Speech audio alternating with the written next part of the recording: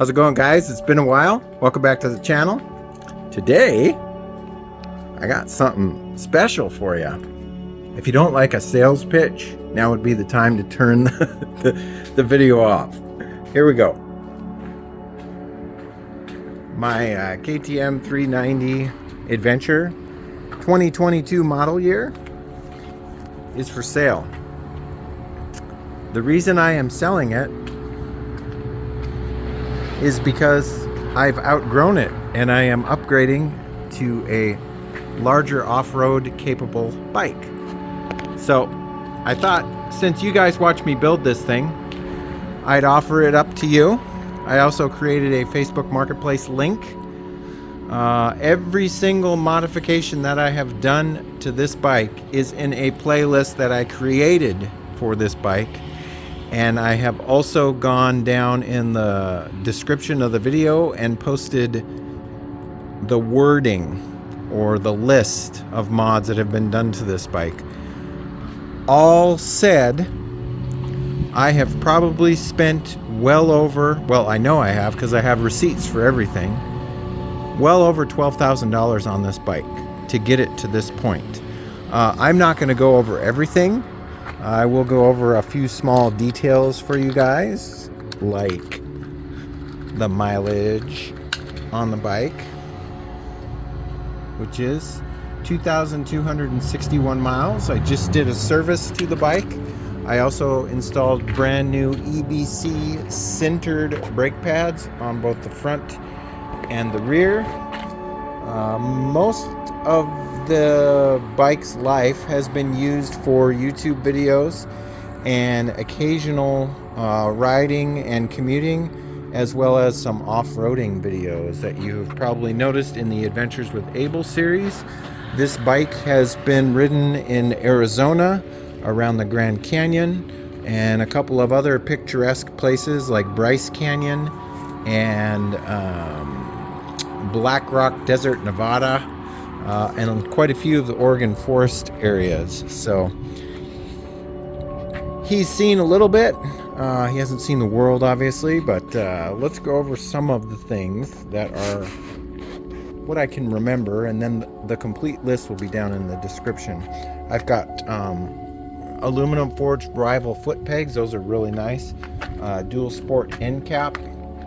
Everything on this bike is higher end, so I have Givi components. I've got two toolboxes in the rear here. Everything is a monokey setup. There's a trekker rack for top box, and then your panniers or side bags or saddle bags are set up for a monokey system for all the Givi products as well. I have a Garmin Zumo XT mount here. The Zumo XT is staying on my Norden, so that will not come with the bike. I've got a Givi Airflow windscreen along with the stock windscreen, a Raid Garage windscreen, and a Puig, I think that's how you say it, windscreen, Barkbuster handguards, T-Rex engine guard, skid plate, bobbins, T-Rex center stand. I use the KTM powerparts chain and the KTM powerparts chain guide. What else can I tell you guys? Tags are good through, looks like September of 2026. I've got the OEM KTM LED turn signals, both front and rear. So these are the European turn signals that the Adventure bike got over there. KTM brake pedal. What else can I tell you? Oh, Auxbeam yellow auxiliary lights on the front. KTM radiator plate. Looks like I got the Coober headers. Oh yeah, Coober headers. I remember doing that. I left the resonator in there so the thing isn't stupid loud, but it's got a decent little putt to it. Here, I'll start it up in a little bit. Oxford touring hand grips that are heated.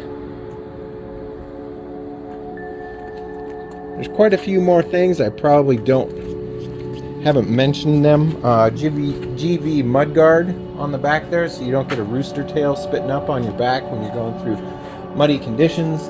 It also comes with these two cases. I believe these are the 36-liter dolomoti Givi cases. They're really nice. I'm also including all of the stock parts, the stock tires. These tires are Bridgestone Battle Axe tires. They have less than 300 miles on them. They are fantastic off-road. They provide plenty of grip. Every stock part that was on this bike when I bought it brand new will come with it. So if you don't like something, you can change it back to stock. The various windscreens that I have will come with it. I have under the seat here, I have a brand new lithium anti-gravity battery with restart, and it's the full-size battery, not the cheap little $100 one. It's like the $250 one. So I got that. That's really nice. Let's start the bike up so you guys can kind of hear it.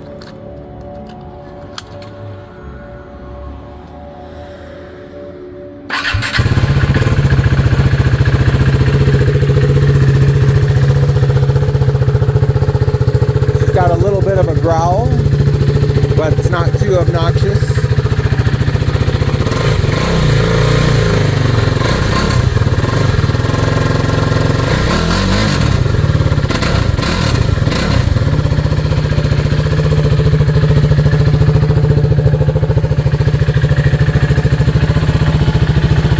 Sitting at 13.6 volts at idle.